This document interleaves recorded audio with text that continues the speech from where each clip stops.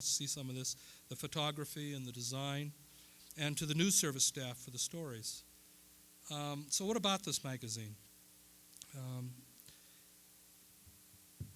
the vision and what I wanted to do was to create an exceptional medium, in this case a magazine, for representing the best of the best at Montana State University.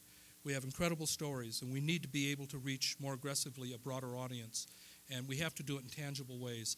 It's all well and good for me to talk, but some folks seem to forget what I've said too quickly, but something real substantial.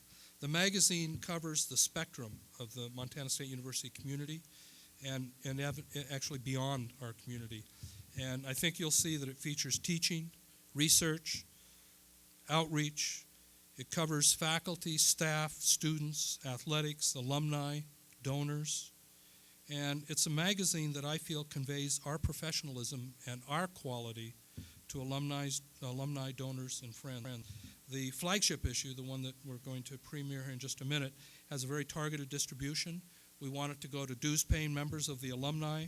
We want it to go to donors and potential donors, to friends of the university, and to key influencers, people that are involved in policy and looking at higher education. Why I chose this time to do it, I truly believe that we have to get our image out there and we have to elevate our image.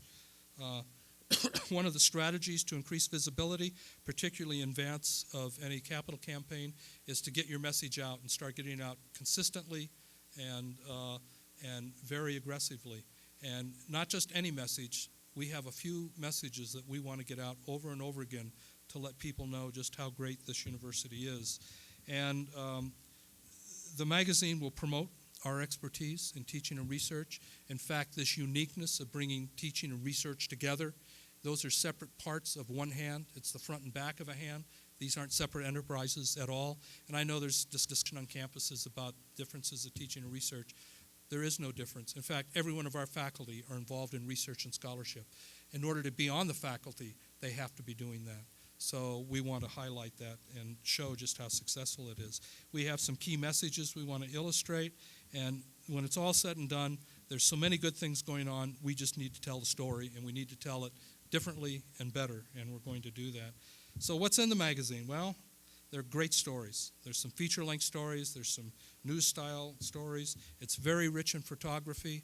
I think that we live in a society now where image is sometimes as important, if not more important, than words. And while I take great pride in how I talk, I think that images are going to be more powerful when it's all said and done.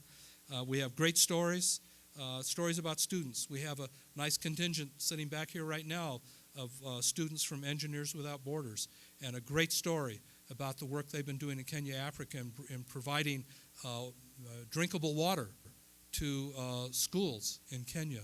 It's a great story, and it's a story with no end. They're going to continue to do this work. Stories about students and technology and their tech gadgets, and stories about faculty like Jack Horner and his dinosaur digs in the Hell Creek Formation, like Mike Gold from the College of Business, about the bear research and extensions projects along the Yellowstone River, about staff, Kathy Turner, our own Henry Mann, a beautiful story about Henry, and also stories about alumni, including Doug Coombs, who's a pioneering extreme skier. I don't even know what extreme skiing is. What is extreme skiing? The story tells, so you'll get a chance to see. A wonderful story about our dear and recently departed friend, Torley Alsheim. And a very great story about Buck Brannaman. If you don't know who Buck Brannaman is, read the story. You will recognize the minute I say what he is known as. He is the horse whisperer. And it's a great story about his work with horses. So you think about it, you know, we've got all these things. They've got Newsweek at one end and Rolling Stone at the other, Fast Company somewhere in between. And now what I'd like to do is to present to you Mountains and Minds for the Friends of Montana State University. And it's been named Mountains and Minds to reflect the unique duality of Montana State University. Excellent faculty who teach and do research. Students who get their hands-on learning experience. and they do it in a beautiful, spectacular setting. There is such great love for that tagline, Mountains and Minds. Remember, we did a